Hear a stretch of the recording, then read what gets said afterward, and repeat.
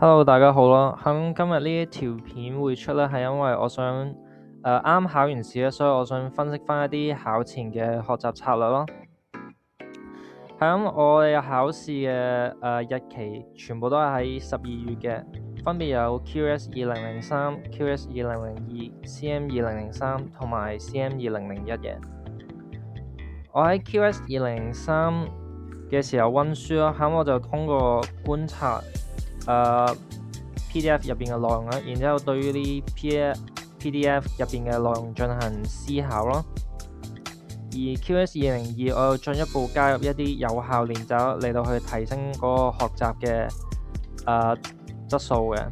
我想講通過觀察同埋思考呢個策略其實係非常之有效嘅咯。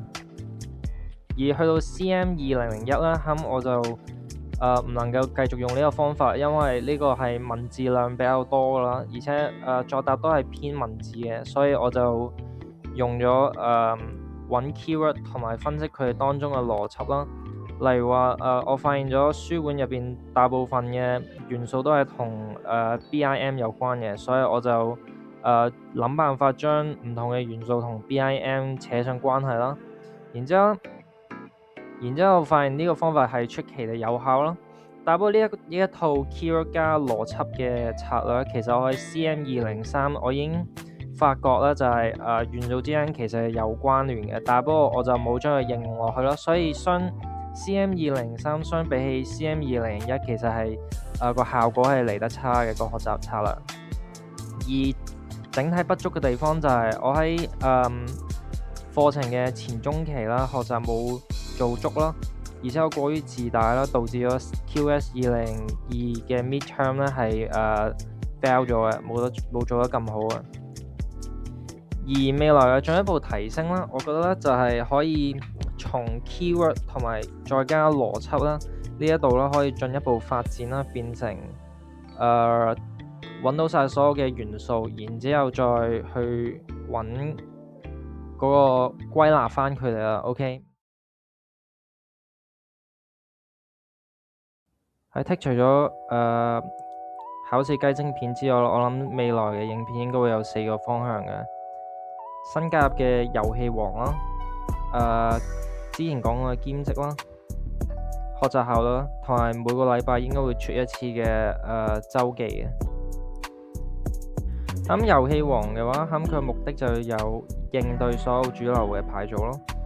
兼職嘅話就係要理解兼職嘅概念，理解應徵嘅流程，同埋學下點樣填報稅單咯。然之後學習效率嘅目標就係以減少學習、提升學習效率為主咯。同埋週記啦，目標就係記錄1個禮拜以內嘅事情咯。咁問題就嚟啦，我應該要點樣計劃個影片嘅時間呢？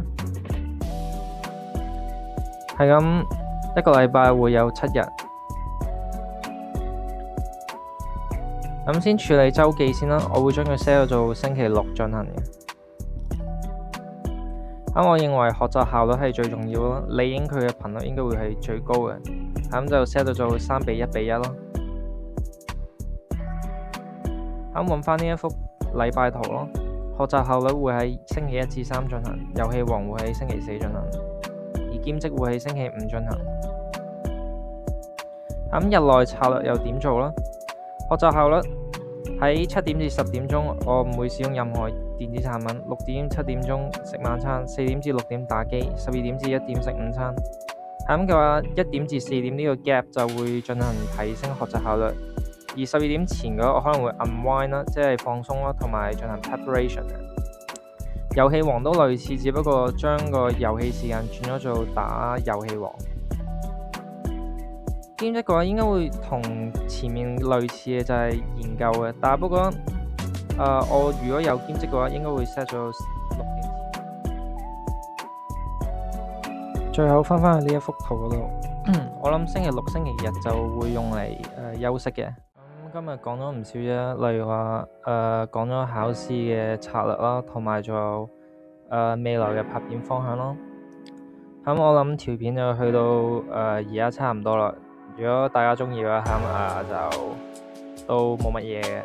條片就去到呢一度啦，就咁啦，拜拜。